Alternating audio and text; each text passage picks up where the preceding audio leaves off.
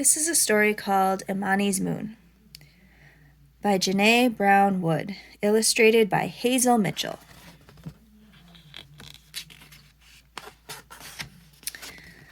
Imani was the smallest child in her village. "Look at tiny Imani," the other children teased. "She's no higher than a lion cub's knee." "Careful," they called to her.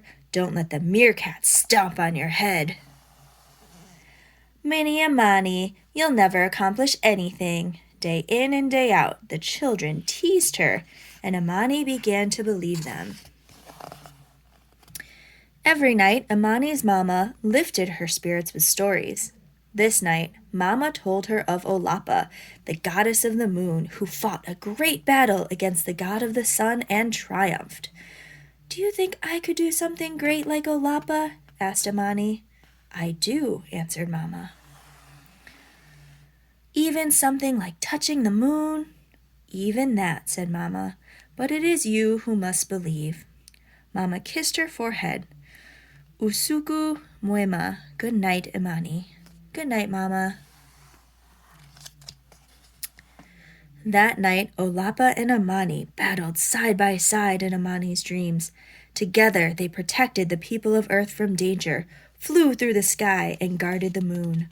Imani stood tall and brave on the moon with Olapa beside her. The next morning, Imani awoke, inspired to do something great. "Today," she told herself, "I will touch the moon." Later that day, Imani made her way through the village. "Look, it's Imani the ant," called one of the teasing children.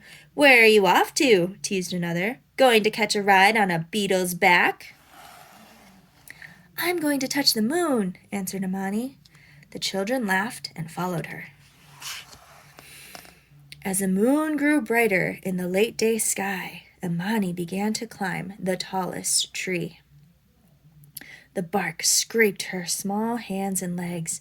On a branch above, Nayoka the snake appeared. "What's going on?" he hissed. "I'm going to touch the moon," answered Imani. "That's impossible," Nayoka jeered.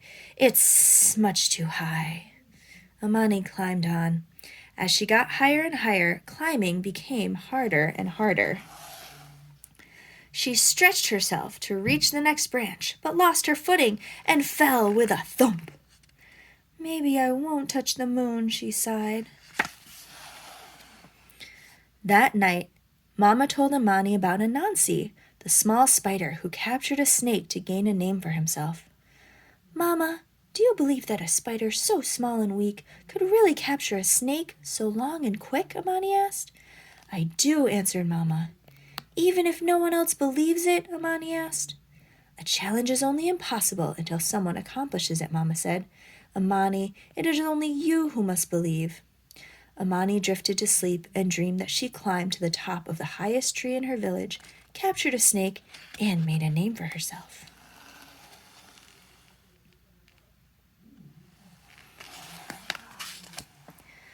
The next day, Imani searched the village and gathered twigs, leaves, sticky berries, and rope. Then she headed back to the tallest tree, sat down, and got to work. "What's Imani the Tiny up to today?" teased the children.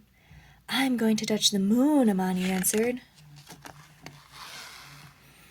As the moon began to appear, Imani pulled her creation onto her arms. She spread her arms out wide and sprinted past the tallest tree as quickly as she could. Imani's wings caught a gust of wind. She soared as high as the treetops. "What are you all doing up here?" asked Sokwi, the chimpanzee, confused to see a flying human. "I'm going to touch the moon," Imani called.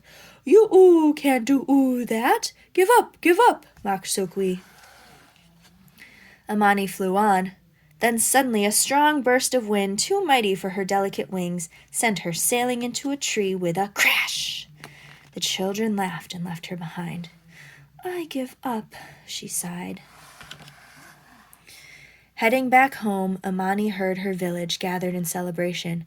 The young warriors were performing the Ademu, the jumping dance. Over and over, Again, the warriors jumped high into the sky, their heads caressing the clouds. Cheers and chants rang from the proud villagers. One of the warriors jumped higher than any other. This warrior seemed to fly. Imani could not look away. She cheered the loudest for him.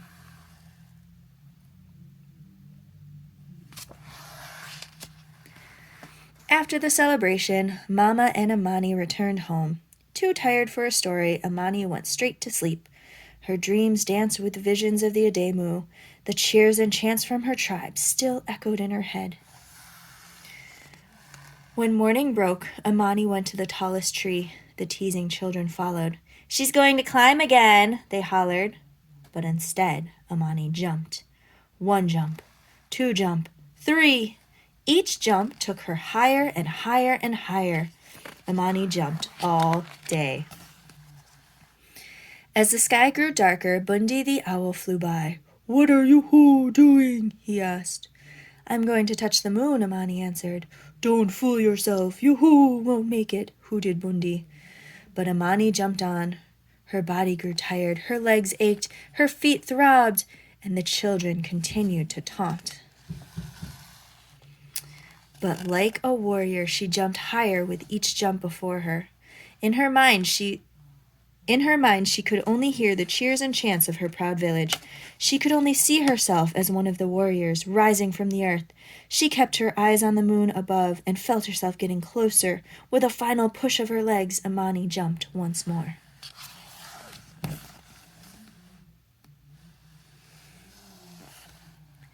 And soared through the night sky. She landed on the face of the moon. "Oh, Lapa," Imani called. "I am here. I am Imani, and I have made it to the moon." "So you have," said a voice in the wind. "Welcome." Imani clapped. She laughed. She sang. She rolled in the moon dust and danced with excitement. As she celebrated, she noticed something shiny. She picked up the thing that dazzled her eye and turned it over in her hands. It was a small, round moon rock, her own tiny moon. "A gift for you, Imani the Great," said the voice. "Thank you, goddess of the moon," Imani smiled. Feeling lighter than ever before, Imani jumped one last time and floated from the moon toward the waiting earth. Down from the earth came Imani, the small girl with the small moon in her hand. All was quiet. No one taunted or hissed or mocked or hooted.